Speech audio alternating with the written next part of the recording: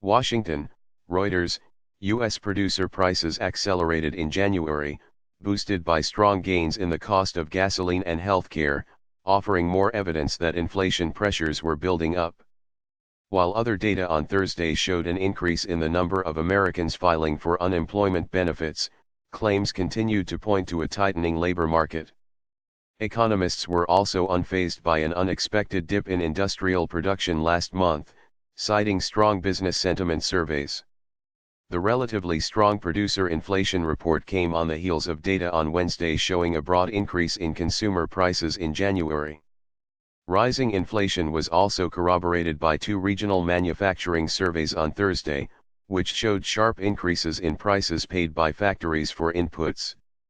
A Euro-ETH drumbeat of higher inflation is getting louder, a Euro said Joel Neroff, chief economist at Neroff Economic Advisors in Holland, Pennsylvania.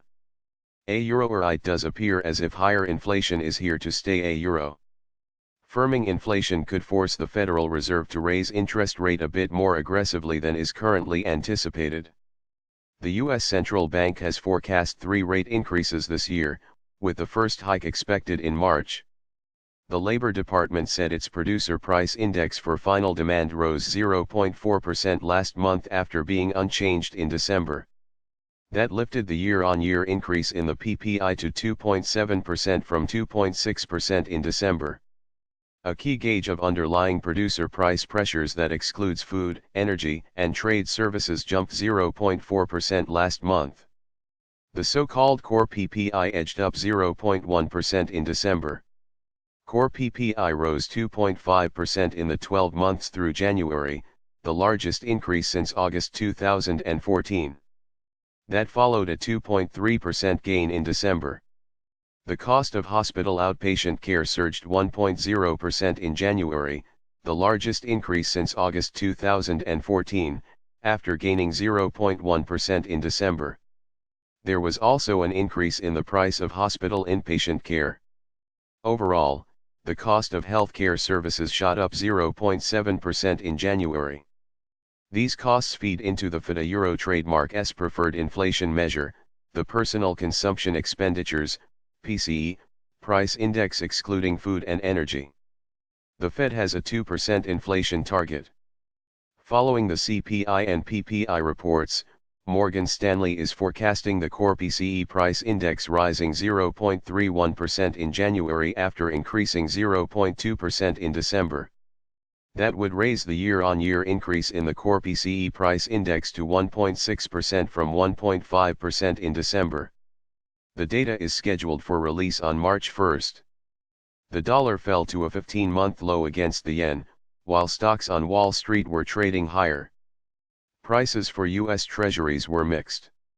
Jobless claims rise. Wholesale goods prices increased 0.7% last month, after nudging up 0.1% in December.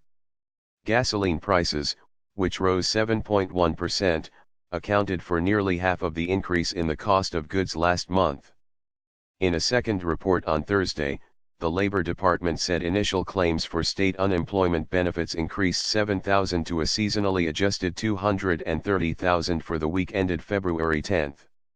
Claims fell to 216,000 in mid-January, which was the lowest level since January 1973.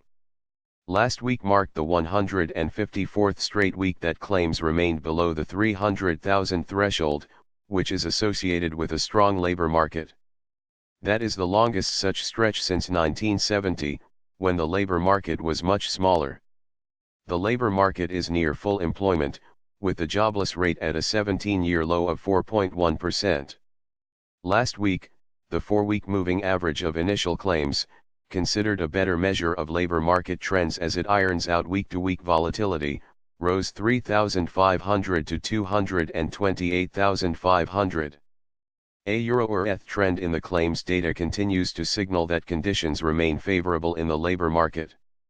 There has been no week with initial claims filings above 231,000 since early in January, a Euro said Daniel Silver, an economist at J.P. Morgan in New York. Another report from the Fed showed industrial production fell 0.1% in January as output at factories failed to increase for the second straight month. Industrial production, which rose 0.4% in December, was also weighed down by a 1.0% drop in mining output. We have to remember that the early releases of industrial production are driven more by the hours worked data than physical product data, and we may see the production data revised higher as more physical product data are received and incorporated into the estimates of production, said John Riding, chief economist at RDQ Economics in New York. A fourth report from the Philadelphia Fed showed factory activity in the Mid-Atlantic region accelerated in February amid a surge in demand for manufactured goods. Manufacturers reported hiring more workers. They also reported paying more for raw materials, with the Surveya Euro trademark's measure of prices paid rising to its highest level since May 2011, which suggests further increases in producer prices. While another report from the New York Fed showed a slowdown in manufacturing activity in New York State in February, factories reported strong order growth and were upbeat about business prospects over the next 6 months.